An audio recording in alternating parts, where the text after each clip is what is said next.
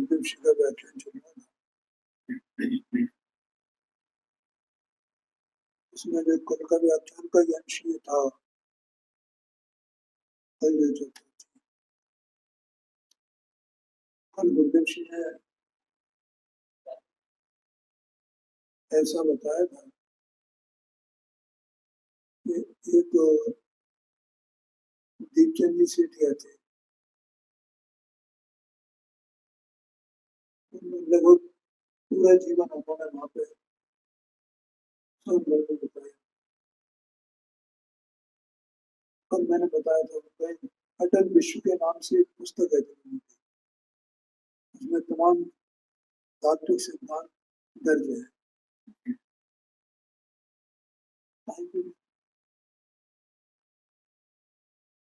क्या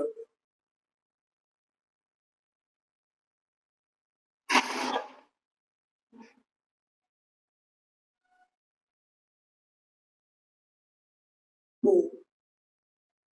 ये ऐसा कहते थे कि ज्ञानी को दुख का वेदन नहीं है,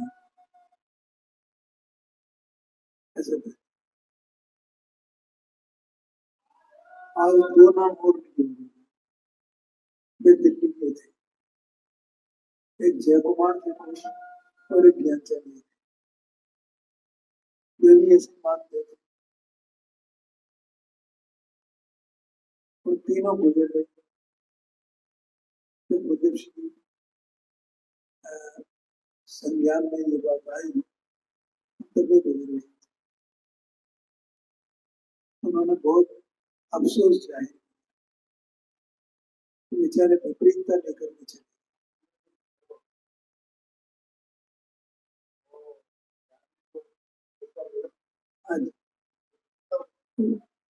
अगर ज्ञानी को वेदन नहीं हो दुख का,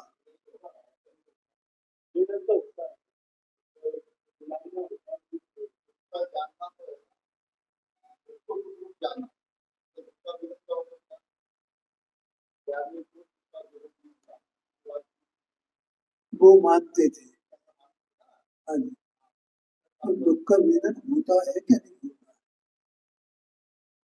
ये बात। दुख का वेदन होता है।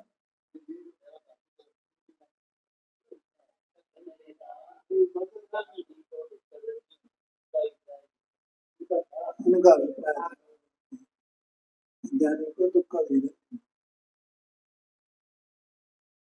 तो कल चर्चा की थी, तो मैंने एक बात कही थी कि अगर उसे दुख का वेदन नहीं हो तो स्वभाव के सम्मुख होने पर सुख का वेदन कैसे हो?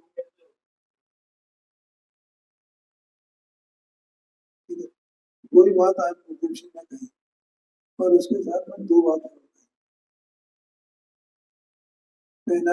पहली बात तो ये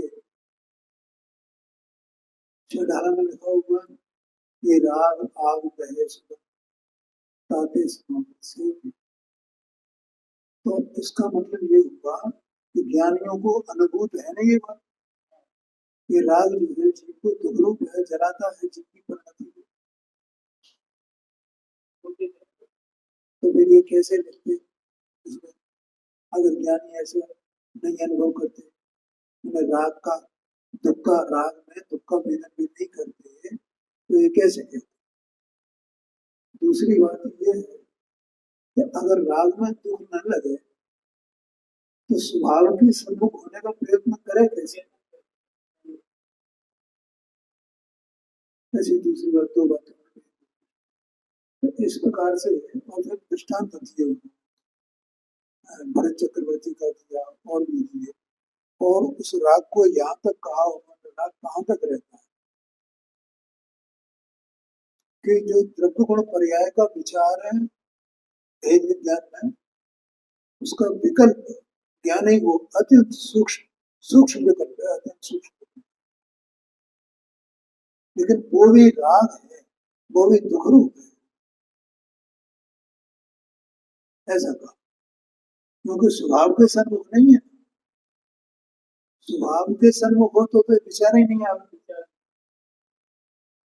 तो निमग्न हो गया, उसकी परिणति उसमें मिल गई, निमग्न हो गई। लेकिन जब इतना भी विकल्प आ जाए त्रिगुण पर्याय के भेद का, तो वह विकल्प उत्पन्न होता है, और विकल्प आ गया इसका मतलब बुद्ध है, बहुत सूक्ष्म है। तो गुरुदेव जी ने कहा बहुत सूक्ष्म है, वो राग बहुत सूक्ष्म, ऐसा है। तो इस प्रकार से ये बात जो गुरुदेव जी ने निकाली थी वो मैंने बताई। देखो, और उन्होंने बहुत खेद हुआ इस बात का, तो बेचारे विपरीतता लेकर के चले गए। हाँ, मैंने, हाँ, गुरुदेव जी की सभा में बैठते तब गुरुदेव पहचानते थे ना उनको। एक तो ऐसा हुआ कभी कभार जाए तो नहीं पहचाने, गुरुदेव जी ने पहचानते थे, लेकिन ये उनका अभिप्राय बाद में पता चला, तब उन्होंने ये कहा। कैसा जीव की कैसी विपरीतता पड़ी रहती है। यहाँ प्रवचन सार जी इसका ज्ञान तत्व प्रज्ञापन महाविकार और इसका शब्दोपयोग अधिकार, इसमें 20 नंबर की गाथा आज स्वाध्याय में चली। देखो, पहले कहा था 19 नंबर की गाथा में कि आत्मा जब शब्दोपयोग के प्रसाद से उसे केवल ज्ञान हो गया, केवल ज्ञान परिणम गया आत्मा, तो उसका ज्ञान और सुख उसे इंद्रिय का आश्रय नहीं होता है। अब यहाँ पर 20 नंबर की गाथा है, तो उसमें कहते हैं कि भगवान को शुद्धात्मा माने, भगवान का शुद्धात्मा के ऊपर चर्चा चली ना, तो शुद्धात्मा माने वो स्वभाव रूप शुद्धात्मा, उसकी बात नहीं है। शुद्धात्मा माने केवल भगवान, उनको शुद्ध कहा। और इस पूरे समय सारथी शास्त्र को, प्रवचन सारथी शास्त्र में शुद्ध आत्मा माने वो केवली भगवान, ऐसा समझे। तो इनको शारीरिक सुख दुख नहीं है, इनको ना तो शारीरिक सुख है ना शारीरिक दुख है, ठीक है। और शरीर के आश्रय से ज्ञान भी नहीं, दोनों ही बात है, सुख दुख भी नहीं है और शरीर के आश्रय से होने वाला जो ज्ञान है वो भी उनको नहीं। कोई ये कहे कि नहीं उन्हें केवल ज्ञान हो गया, तो ज्ञान तो सब प्रकार से परिणमन कर सकता है, मत ज्ञान रूपी परिणमन करे, शुद्ध ज्ञान रूपी परिणमन करे, अवध ज्ञान रूपी परिणमन करे। तो कहते कि नहीं भैया, तो केवल ज्ञानी हो गए हैं, अब उनका ज्ञान और श्रद्धा को सुख दुख ये इंद्रियों के आश्रय से नहीं होता है, इंद्रियों के बिना ही उनको ज्ञान है और इंद्रियों के बिना ही उनको सुख, ऐसा कहते हैं। हाँ जी, हाँ, हाँ जी। लेकिन फिर भी किसी को ऐसी शंका हो तो उसको सब बातों को बराबर समझ है जी। हाँ, हाँ, हाँ, ठीक है, लेकिन ऐसा तो कोई कर सकता है ना, जैसे कोई 1 करोड़ का दान करता है तो वो 150 रुपए का भी दान कर सकता है, नहीं कर सकता। है, उसे क्या परेशानी क्या? नहीं नहीं, ये तो एक कर्म को ही करते हैं, 150 का दान नहीं करेंगे। ऐसे केवल ज्ञानी केवल ज्ञान से जानते हैं, है? और ऐसे ही मत ज्ञान शुद्ध ज्ञान से भी जानते हैं, ऐसा कोई माना ये नहीं नहीं है, ये संभव नहीं है। ये अकेले केवल ज्ञानी होते हैं। केवल ज्ञान माने अपने से ही जानना, इंद्रियों से नहीं जानना।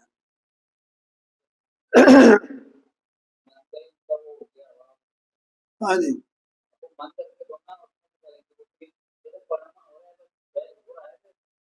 हाँ जी, हाँ जी,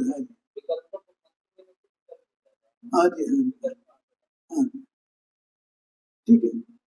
पिछली बात अभी जो चली थी गुरुदेव जी के व्याख्यान से, तो उसमें कल मैंने कहा था, उसको ध्यान में रखना। मैंने चेतना, हाँ, नहीं, चेतना, अनुभव करना, वेदन करना, अनुभूति रूप परिणत होना, ये एकार्थवाची एक बोला था ना। तो आत्मा की, आत्मा जो वस्तु है वो अनुभूति स्वरूप है, अनुभूति उसका स्वभाव है। कल नमक का उदाहरण दिया, ये बात बराबर ध्यान में रखना मुझे। तो आत्मा पूरा का पूरा अकेला पड़ा हुआ है, और वो अकेला अनुभूति स्वरूप है। उसका कोई स्वरूप पूछे, स्वरूप क्या है? ज्ञान स्वरूप कहोगे, अनुभूति स्वरूप कहोगे? अनुभूति स्वरूप में पूरा पिंड अनुभूति का है। जैसे नमक खारेपन का पिंड है, ऐसे आत्मा अनुभूति का पिंड है। अब उसमें कौन सा विलास होगा कि अनुभूति का होगा, और उसमें जो कुछ भी होगा, जो भी उसका परिणाम होगा, जैसे भी परिणाम रूप परिणाम है, तो उसकी उसे अनुभूति अवश्य देगी। उसकी अनुभूति हुए बिना रह नहीं सकती। यही बात 123, 124, 125 तीन गाथाओं में कही कि आत्मा के परिणाम कितने प्रकार के होते हैं? ये तीन प्रकार के होते हैं। एक कर्म चेतना रूप परिणाम, एक कर्मफल चेतना रूप परिणाम, और एक ज्ञान चेतना रूप। तो आत्मा अनुभूति स्वरूप होने से उन परिणामों का वेदन करता है कि नहीं करता है? उन परिणाम रूप परिणाम ऐसा आशय है, सूक्ष्म बात है, ख्याल में है ना? तो इस चीज को कभी नहीं भूलना चाहिए। देखो, ये सब भेद विज्ञान को कारण, ये बात है बहुत मुश्किल है, कहीं आपको मिलेगी नहीं। ये तो अपन आप लोग पात्रता है, इसलिए ये बात है यहाँ पर। तो यहाँ पर 20 नंबर की गाथा है, इसका अपन पहले पाठ करते हैं और फिर टीका का स्वाध्याय करें। 20 नंबर शुद्धोपयोग अधिकार की अंतिम गाथा। सोखम वा पुनः दुखम केवलनानिस्सनच्चिदेवनम्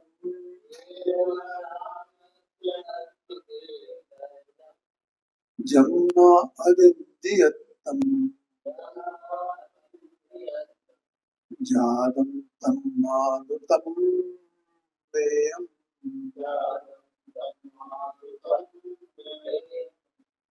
कैन्देहगत नति शोक में नति शोक।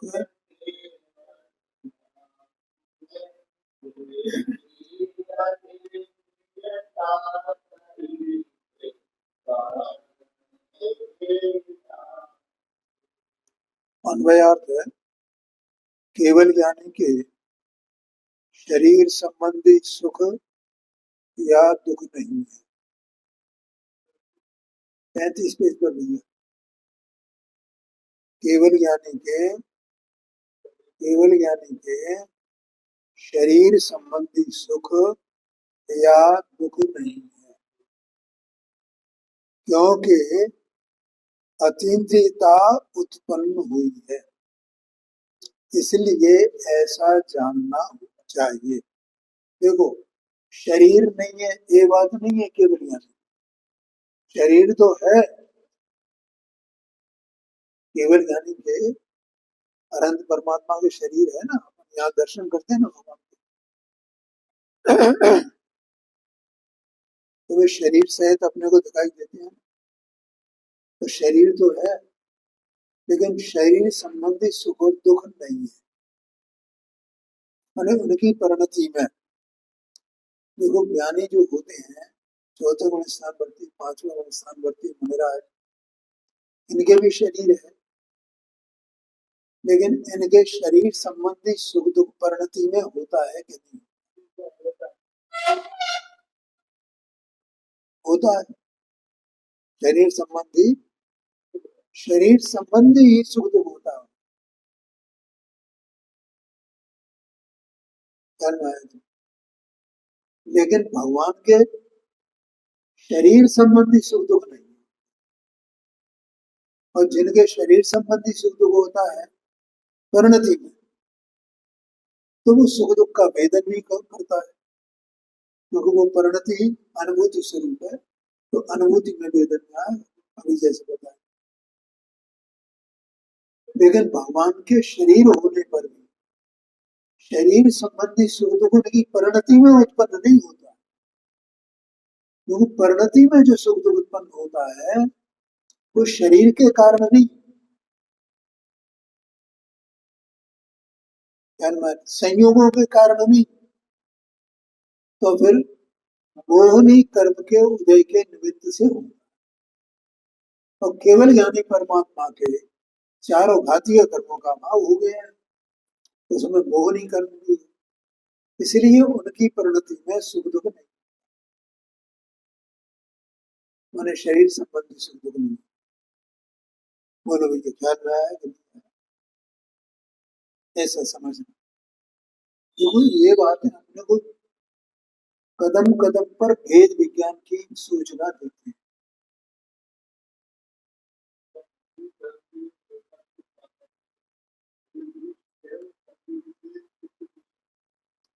हाँ, अपने अज्ञान के कारण, अथवा तो उसमें निमित्त कहें, निमित्त की अपेक्षा से तो मोहनी कर्म का उदय निमित्त है, शरीर उसमें निमित्त नहीं है, शरीर सेकेंडरी है। मूल निमित्त कौन है?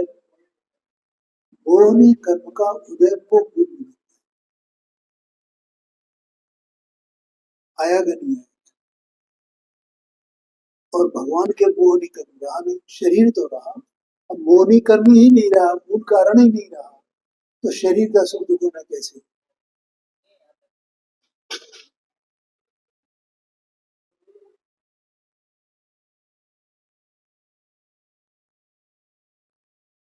आया ध्यान में? शरीर संबंधी सुख या दुख नहीं है, क्योंकि अतीन्द्रियता उत्पन्न हुई। अतीन्द्रियता उत्पन्न कहाँ हुई है? इंद्रियों में या आत्मा में, केवल ज्ञानी परमात्मा। इसका मतलब केवल ज्ञानी परमात्मा शरीर में रहते हुए भी शरीर से भिन्न है ना। ख्याल में आया? शरीर की क्रिया से उनकी क्रिया नहीं है, उनकी क्रिया से शरीर की क्रिया नहीं है। शरीर में जो भी क्रिया हुए उसका सुख दुख भी उनको नहीं होता है, क्योंकि उनकी परिणति में अतीन्द्रियता उत्पन्न है। ख्याल में आया? माने वो जो आत्मा के प्रदेश उनके हैं, उन्होंने उन प्रदेशों में शरीर का अवलंबन छोड़ दिया है।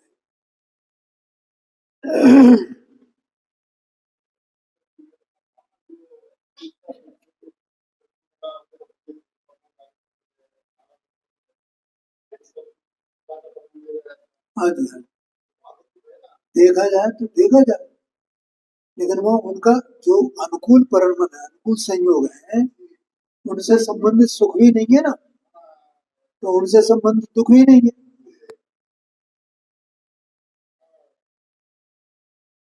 उनको अतीन्द्रियता उत्पन्न हुई है।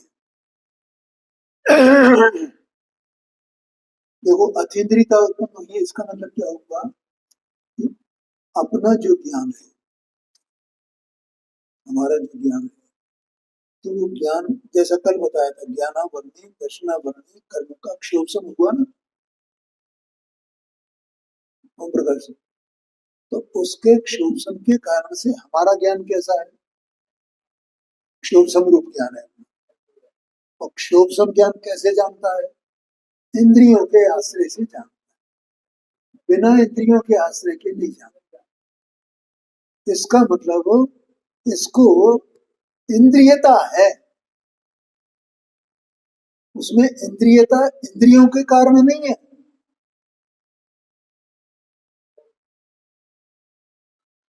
ख्याल में है ना, इस आत्मा का इसके उपयोग को इंद्रियपना है, उपयोग को इंद्रियपना है, इसलिए इसका उपयोग का नाम भावेंद्री कहा जाता है।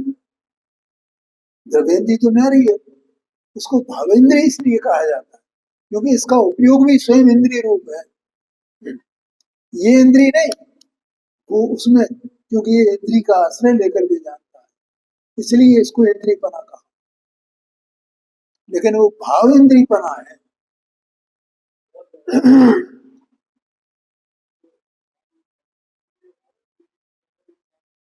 है जी, हाँ जी, हाँ हाँ, उसको मन के अवलंबन से हो जो जानना हो, अथवा इंद्रियों के अवलंबन से हो, दोनों ही भावेंद्रिय है ना। भावमन, वैसे भावमन भी कहा जाता है उसको, भावमन या भावेंद्रिय में भी समाहित हो जाता है। ऐसा भावमन कहो तो कहो, न कहो क्या माना। और अपने को नहीं, सबको, एक इंद्रिय से लेकर संगी पंचेंद्रिय सभी जीवों को,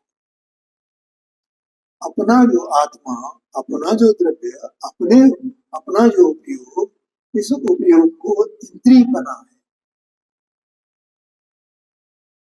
ठीक है, हाँ जी, हाँ जी, जानता है ना। तो इसका मतलब इसका ना भावेंद्रिय है ना।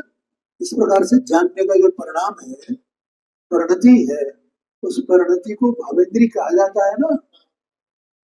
इसका मतलब इस उपयोग को संसारी जीव है, उसके उपयोग को इंद्रिय पना है।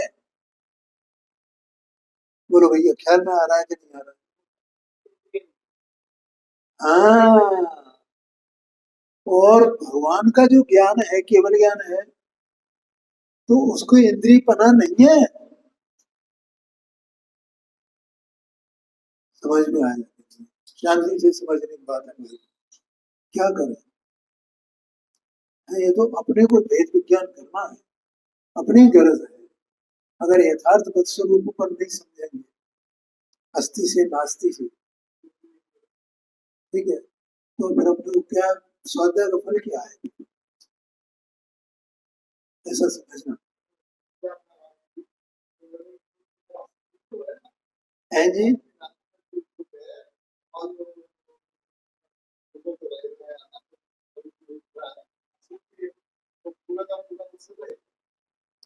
हाँ बिल्कुल, वो तो केवल ज्ञान होने का मतलब क्या हो, तो इसलिए कहा जाता है, देखो जब ज्ञानी को, एक दिन मैंने बताया था चर्चा में, कि प्रकरण ऐसा आया था दोपहर में, कि वो ज्ञानी जो आत्मा का अनुभव करता है, तो मैं शुद्ध हूँ, केवल इतना अनुभव करता है, नहीं नहीं, अनुभव करता है तो क्या इतना अनुभव करता है कि मैं शुद्ध हूँ, अरे मैं निरालंब हूँ ऐसा भी अनुभव करता है, क्योंकि आत्मा स्वभाव से निरालंब है।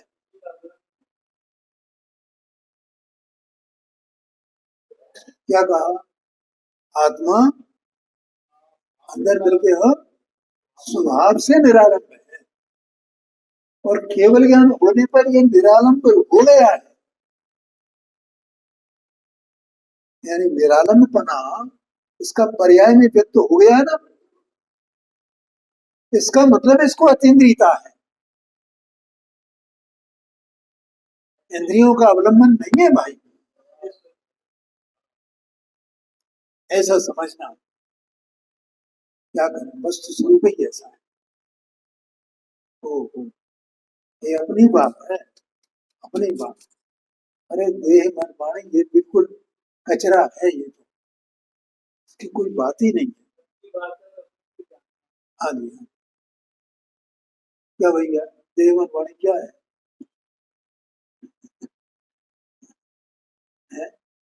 आत्मा अतीन्द्रिय स्वाभाविक हो, निरालंब स्वभाव वाला ना हो, ये कई बात है, ऐसा कहते हैं। क्यों भैया, ध्यान में आ रहा है? हाँ जी, हाँ जी, बिल्कुल है।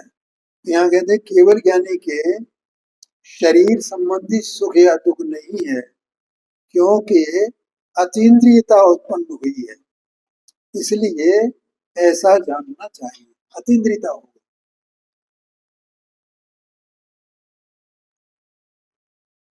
और एक कल बात बताई थी कि जिस प्रकार से जैसा ज्ञान होता है, माने ज्ञान का परिणाम होता है, वैसे ही सुख का परिणाम भी होता है। ज्ञान अतीन्द्रिय हो गया है तो सुख भी अतीन्द्रिय होगा, सुख भी इंद्रिय के आश्रय से नहीं होगा। और ज्ञान इंद्रिय रूप से इंद्रियों का आश्रय लेकर के प्राप्त है, तो सुख भी उस जीव को सुख दुख होता है ना, तो इंद्रिय जन्य सुख दुख कहा है। सुख दुख वो उसकी परिणति में होता है, जैसे ज्ञान उसकी परिणति में होता है, वो स्वयं परिणमता है, कोई इंद्रियां नहीं परिणमती है ज्ञान में। क्या कहा भैया? तो आंख परिणमती है ज्ञान रूप, कान परिणमता है, ये शरीर परिणमता है, ये इंद्रिय रूप परिणमते नहीं, ये तो जड़ है चेतन। ज्ञान की शक्ति तो आत्मा में है, शरीर में नहीं है ना ज्ञान की शक्ति। तो आत्मा अपने ज्ञान से परिणमित होता है, ज्ञान शक्ति से परिणमित, केवल इंद्रियों का आश्रय करके जानता है, शोभसम ज्ञान है। आगे अगर जब आत्मा अतीन्द्रिय हुआ केवल ज्ञान होने पर, तो जैसे ज्ञान उसका अतीन्द्रिय है, वैसे ही उसका सुख भी अतीन्द्रिय है। ये बात ध्यान रखना। देखो इसकी टीका पढ़ते हैं। सूक्ष्म बात है, जैसे अग्नि को लोह पिंड के तप्त उद्गलों का समस्त विलास नहीं है, अर्थात अग्नि लोहे के गोले के उद्गलों के विलास से, अर्थात अग्नि लोहे के गोले के क्रिया से, उसके समस्त पुद्गल पुद्गल परमाणुओं की क्रिया से भिन्न है। यहाँ स्वभाव की बात की, तो कब की बात है? सूक्ष्म बात है। जब लोहे लोहे का गोला है ना, तब तप्तायमान हो, गर्म, उस काल में लोहे के परमाणु लोहे के गोले रूप है ना, और उसमें जो गरमाई है, अग्नि है, अग्निपना है, तो वो अग्नि रूप है ना, दोनों का स्वभाव न्यारा न्यारा है ना, तो दोनों अपनी अपनी क्रिया करने के लिए स्वतंत्र है ना, कि दोनों एक दूसरे में मिल गए हैं। अग्नि उसको कुछ परिणमा सकती है, लोहे के परमाणुओं को, या लोहे के परमाणु अग्नि को परिणमा सकते हैं? बोलो भाई, ये नहीं परिणमा सकते। अग्नि भिन्न है तो लोहे का गोला भिन्न है, इसलिए विलास कहा ना यहाँ पर। विलास माने क्रिया। तो लोहे के जो परमाणु हैं, वे अपनी क्रिया करने में तो सक्षम है, लेकिन अग्नि की क्रिया करने में सक्षम नहीं है। और अग्नि अपनी क्रिया करने में सक्षम है, लेकिन लोहे की क्रिया करने में सक्षम नहीं। बोलो, सूक्ष्म बात है, शांति से समझने की बात। उसी प्रकार जैसे वहां है, अब वे लोहे का गोला और अग्नि दोनों एक क्षेत्र अवगाह में है ना, समझ में आया? ऐसे अनंत परमात्मा का जो केवल ज्ञान रूप परिणमित अनंत चतुर्षय रूप परिणमित जो आत्मा है और एक शरीर है, ये दोनों एक क्षेत्र का ही है ना। जहां जहां लोहे के परमाणु हैं, तहां तहां अग्नि के परमाणु हैं। जहां जहां अग्नि के परमाणु हैं उस लोहे के गोले में, तहां तहां लोहे के परमाणु, उसकी बात है।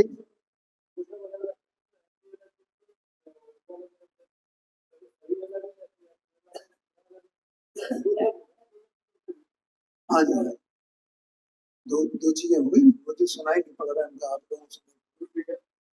दो सत्ताएं है ना, लोहे के परमाणुओं की सत्ता और अग्नि के परमाणुओं की सत्ता, भले ही वो एक क्षेत्र का है। हाँ, ये दृष्टांत दिया आचार्य आया करने। तो भी इंद्रियां आत्मा को कुछ कर सकती हैं क्या? आत्मा की क्रिया को, सुख दुख को कर सकती है क्या? और आत्मा इंद्रियों का कुछ कर सकता है क्या कि नहीं कर सकता है? ये बात पता नहीं। ये तो अज्ञानी जीव ऐसा मानता है कि मैं देह की क्रिया कर सकता हूँ, देह की क्रिया करने से मुझे कुछ लाभ होता है, ऐसा मानता है। क्या करे, यथार्थ निर्णय नहीं हुआ ना, ऐसा मानेगा वो। देखो, उसी प्रकार शुद्ध आत्मा के अर्थात केवल ज्ञानी के भगवान के, केवल ज्ञानी भगवान के इंद्रिय समूह नहीं है। बोले इंद्रिय समूह नहीं है, एक हमारे है, संसारियों के है इंद्रिय समूह, भगवान के इंद्रिय समूह नहीं है। अभी शरीर का संयोग नहीं है, ये बात नहीं कही है, अपने इंद्रिय समूह है। क्योंकि ये जो द्रव्य है, ये द्रव्य इंद्रियों के अवलंबन से परिणमित हो रहा है, चाहे वो ज्ञान की बात हो, चाहे वो सुख दुख की बात हो, इसलिए इसको इंद्रिय समूह है। अभी मैंने थोड़ी देर पहले बताया, द्रव्येंद्रिय भावेंद्रिय दोनों को बताया कि नहीं बताया? तो मैंने उस रूप में बोला था कि इसको, आत्मा को, संसारी जीव को इंद्रिय बना है। और अपन सब संसारी जीव ऐसा कहा भी जाता है, ये सब व्यवहार में के कथन है। ये एक इंद्रिय है, दो इंद्रिय है, तीन इंद्रिय है, चार इंद्रिय, ऐसा बोला जाता है।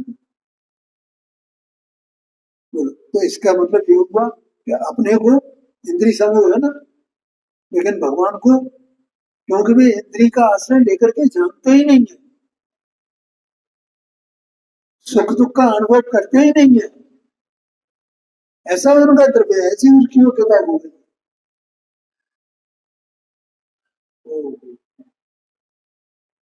तो भी देखो भाई, समझ में आ रहा है कि से समझ में,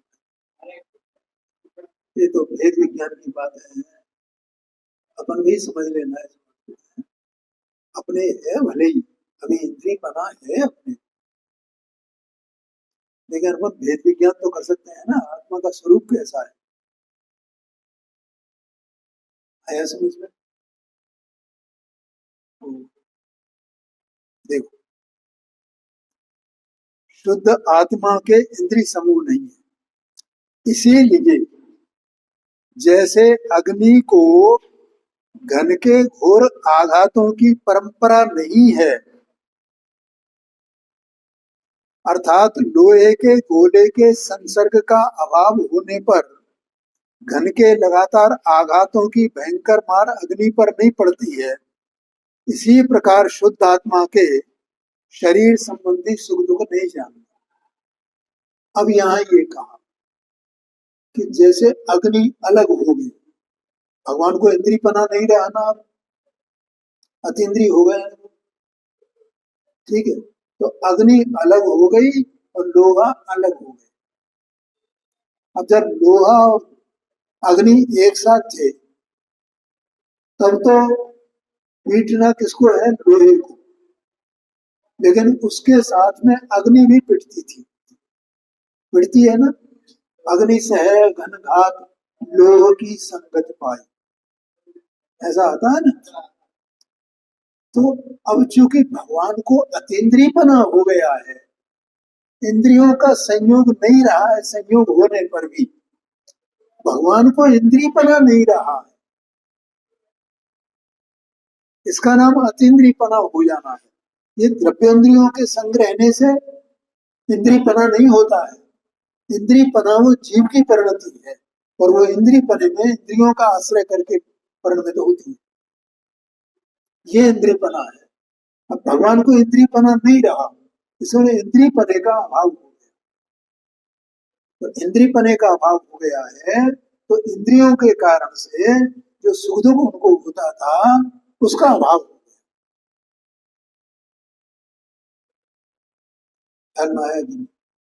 इंद्रियपना तो आत्मा को है ना। देखो अभी भी अपने को, अभी मैंने थोड़ी देर पहले बताया, ये इंद्रियां हैं और एक आत्मा है, इन दोनों का संयोग है, इसलिए अपने को इंद्रियपना है या नहीं? इसलिए नहीं है, इंद्रियपना इसलिए नहीं है।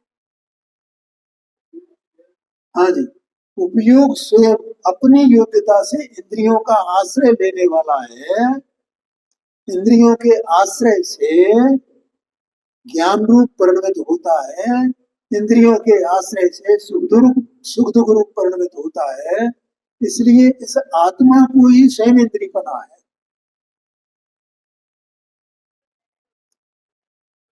ध्यान में आए। अब वो आत्मा का इंद्रियपने का अभाव हो गया है केवल ज्ञान होने पर। अभी थोड़ी देर पहले भी बोला था, आत्मा को केवल ज्ञान होने पर इंद्रियपने का अभाव हो गया, इसलिए उसे इंद्रियों के कारण से जो सुख दुख होता था वो अब नहीं रहा। इसको कहा अग्नि सह घनघात लोगों की संगत पाई।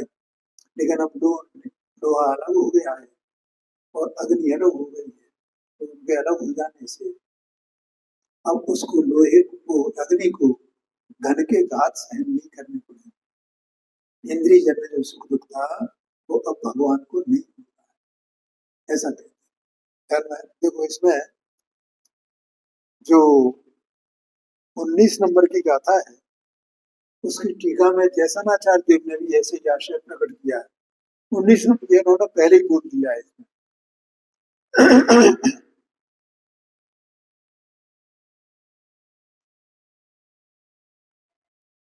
देखो जैसनाचार्य देव की टीका तो पहचानने लगे ना, बारीक अक्षरों में है ऊपर 35 पेज पर। उसमें 6वीं लाइन है, 6वीं लाइन में लिखा है तस्मात्, पहली शुरू से ही बिल्कुल लेना, तस्मात् अतीन्द्रियत्वात् हेतु अतीन्द्रियत्वात् हेतु अतीन्द्रियमेव तज्ज्ञानम सुखम च ज्ञेयमिति। इस कारण से उनको अतीन्द्रियपना होने से, उनको इंद्रियों का अभाव होने से उनको अतीन्द्रियपना है, इसलिए उनका ज्ञान भी अतीन्द्रिय है और सुख भी अतीन्द्रिय है, ऐसा नहीं। वहां दृष्टांत दिया उन्होंने, लोह पिंड संसर्ग अभावात, लोहे के पिंड का संसर्ग के अभाव के कारण से अग्नि यथा, जिस प्रकार से अग्नि घनघात पिट्टनम न लगते, घन के घात रूप से जो पिटाई होती है उस पिटाई को वो ग्रहण नहीं करता है, सहन नहीं करता है, तथा अयम आत्मा भी, उसी प्रकार से यह आत्मा भी लोह पिंड स्थानीय इंद्रिय ग्राम अभावात, लोह पिंड के स्थान पर इंद्रियों का अभाव होने से सांसारिक सुख दुखम न अनुभवती इति अर्थ, सांसारिक सुख दुख का उन्हें अनुभव नहीं होता है, ऐसा आशय। ऐसा उन्होंने पहले ही लिख दिया। ठीक है, तो अपने को इंद्रियपना है और भगवान को अति इंद्रियपना हो गया। ये बात यहाँ इस गाथा में कही गई है। और इस प्रकार से अब यहाँ भावार्थ है, देखो, केवली भगवान के शरीर संबंधी शुद्धाधिक दुख या भोजन आदि का सुख नहीं होता। अपन जो अज्ञानी जीव हैं, संसारी हैं, संसारी जितने हैं, वहाँ ज्ञान और अज्ञान की कोई बात नहीं। अभी थोड़ी देर पहले बात चली थी, जो ज्ञानी भी है तो उनको भी सांसारिक सुख दुख का अनुभव होता है। क्यों? क्योंकि सुख दुख इसमें नहीं है। सुख दुख भोजन में नहीं है, भोजन के अभाव में दुख नहीं है, भोजन के सद्भाव में सुख नहीं है। भोजन में सुख है, भोजन में दुख है, शरीर में सुख दुख है, इनमें सुख दुख कुछ है ही नहीं। संयोगों में सुख दुख है, इनमें तो सुख दुख है ही। तो सुख दुख कहाँ होता है? आत्मा की परिणति में सुख दुख। ख्याल में आया कि नहीं? ये तो भेद विज्ञान की बात है।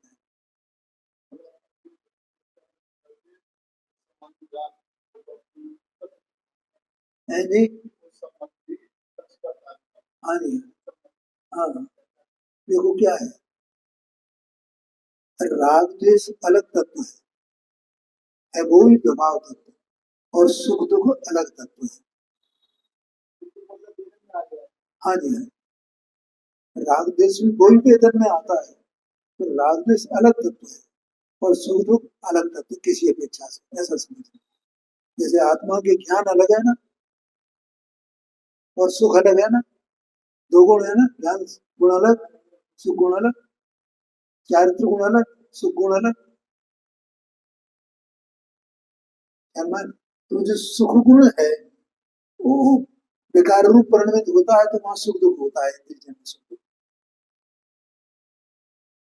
जैसे ज्ञान गुण परिणमन करता है ना, तो इंद्रिय ज्ञान रूप परिणमित हो रहा है ना संसार। ऐसे ही जो सुख गुण है, तो वो संसार अवस्था में इंद्रिय जन्य सुख दुख रूप परिणमित होता है, ऐसा कहा। ठीक है, और चारित्र के कारण से राग द्वेष होते, चारित्र गुण का वो विकारी परिणमन। तो सारे गुण अलग अलग हैं, उनके परिणमन भी अलग अलग प्रकार के। वो तो है ही, वो तो ऐसे ही लगता है ना, तो वो, लेकिन अपने को ये विश्लेषण करके चलना चाहिए। ठीक है, तो सुख दुख और राग द्वेष अलग अलग चीजें हैं। हाँ, ये अलग बात है कि सुख में राग करता है, सुख में जो सुख के निमित्त है उनमें राग करता है, और जो दुख होता है तो दुख के निमित्त में द्वेष करता है।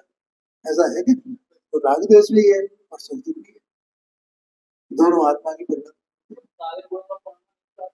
एक साथ हो रहा है। एक ही कारण, यहाँ तो भेद करके बताते हैं, ऐसा समझना। तो इसलिए जो अपने जो सुख दुख होता है, तो अपनी परिणति में, अपना जो द्रव्य है ना, अपनी परिणति में वो सुख दुख होता है, अपनी परिणति में राग द्वेष होता है। न तो राग द्वेष एक शरीर में होते हैं, न कहीं बाहर। ऐसे ही सुख दुख भी कहीं बाहर नहीं होते, अपनी ही परिणति में होते हैं। और ये अभी बताया था, अनुभूति स्वरूप भगवान आत्मा, तो इसकी अनुभूति का विलास है ना, तो जो जो इसकी अवस्था में होता है उसका वेदन करता है। राग का, राग होए तो राग का वेदन करता है, द्वेष होए तो द्वेष का वेदन करता है, सुख होए तो सुख का वेदन करता है, दुख होए तो दुख का वेदन करता है, कमजोरी होए तो कमजोरी का वेदन करता है, सबल होए, सबलता होए, ताकत होए तो उसका वेदन करता है। किसका वेदन नहीं करे? अनुभूत स्वरूप है ना, ऐसा है। ध्यान में आया? इसको अनुभूति का परिणाम चलता ही रहता है। करे क्या, क्या होगा, क्या द्रव्य है ना ये। हाँ जी, हाँ जी, हाँ जी। वेदन किए बिना कैसे रह सकते, ये बात है। तो कर्म चेतना हो तो कर्म का वेदन करता है ना, तब कर्म चेतना कही जाती है। कर्म माने जो कर्म चेतना माने जो करने का विकल्प उत्पन्न इसमें हो रहा है, कुछ करने का विकल्प उत्पन्न हो रहा है ना, अज्ञानी को तो अज्ञान के कारण से, और ज्ञानी को भी चारित्र मौनी के उदय से करने का विकल्प उत्पन्न होता है। उसको वेदन करता है कि नहीं करता है, उसकी अनुभूति है इसको करने, है? और कर्म का फल जो सुख दुख, तो उसका वेदन करता है कि नहीं करता, उसका भी वेदन करता है। और ज्ञान होए, निर्मलता होए ज्ञान में, तो उसका वेदन करता है, उसको ज्ञान चेतना कहा गया। ज्ञान का वेदन, निर्मल ज्ञान का प्रभाव, वेदन कहो, अनुभूति कहो, चेतना कहो, सब ये मैंने कल बताया था उसको, अनुभव करना कहो, ये निरंतर परिणमित हो ही रहा है भाई। तुम वही द्रव्य तो हो, और तुम कहाँ ये शरीर को अपना मान रहे हो। ये तो यहाँ ज्ञान कराना चाहते हैं। कौन द्रव्य है अपन?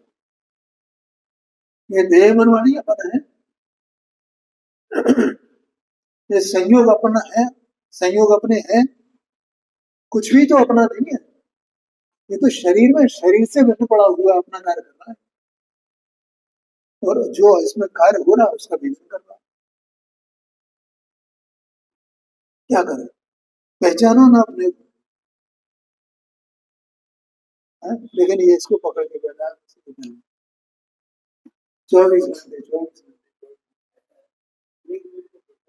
हाँ, और इसी का वेदन कर रहा है, अपनी सज्ञानता का वेदन कर रहा है ये, लेकिन इसे अज्ञानता पता नहीं है। जैसे इसमें एकत्व है जी। हाँ, माने अपनी सत्ता को जानने का जो अपनी योग्यता है, उसका अभाव है अपने। अपनी सत्ता को जाना ना, ये सब अपनी सत्ता की बात चल रही है ना, अपनी सत्ता में क्या क्या हो रहा है, इसमें क्या क्या होता है सत्ता में, और जो सत्ता में होता है वो इस सत्ता में नहीं हो रहा है।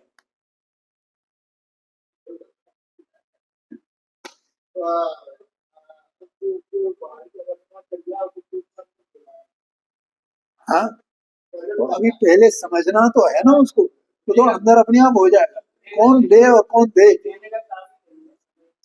ये तो समझने का काम है, ज्ञान का काम है। तुम अपने को ऐसी सत्ता स्वरूप जानो तो सही, जानने वाला तो तुम ही हो ना। कोई द्रव्य तो जान रहा है, कोई दूसरा द्रव्य थोड़ी जान रहा है।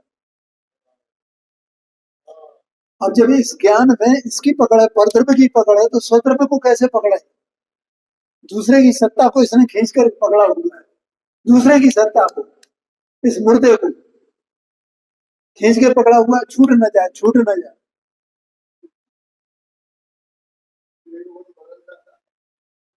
बोलो भैया, किसको पकड़ा है इसने? पर किस, और इसको जो इसके परिणमन में जो बाहरी निमित्त तो उनको पकड़ के बैठा है। सारी पकड़ अपनी अपनी पूरी शक्ति इसकी काय में लगी हुई है, ज्ञान आत्मा की। इनको पकड़ने में लगी, इनको संभालने में, ये नहीं छूट जाए, ये नहीं छूट जाए, ये नहीं। और वे स्वतंत्र वे तो अपने अपने हिसाब से परिणमन करेंगे।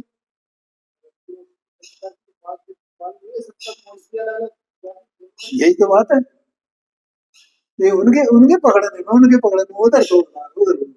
अरे तुझे अपनी सत्ता संभालनी है भाई, अपनी सत्ता को पकड़। तू, तेरी सत्ता क्या है, तेरी सत्ता में क्या क्या हो रहा है, उस होने से, उस परिणमन से तू अपनी सत्ता को पहचान। कुंद कुंद देव ने पंचास्कार संघ में 122 नंबर की गाथा लिखी है, उसमें यही ज्ञान कराया उन्होंने। तो 7 तत्व 9 पदार्थों का प्रकरण चला है उसमें, तो जीव तत्व की पहचान 122 नंबर में, 122 नंबर की गाथा में इस तरह से कराई है कि तेरी सत्ता में क्या क्या चलता है, तो अपनी सत्ता को पकड़ना, जो तेरी सत्ता में नहीं है उसे पकड़ता है। क्या कहा, ये तो पागलपन है ना, तो जो अपना है नहीं उसको पकड़ के बैठे, मेरा है, मेरा है, मेरा है। इसी को शास्त्र की भाषा में क्या तुका, ऐसा समझ।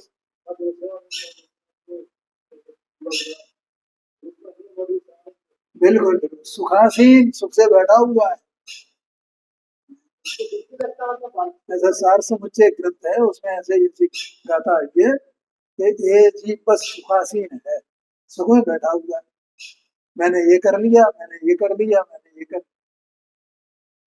ऐसा समय हो गया।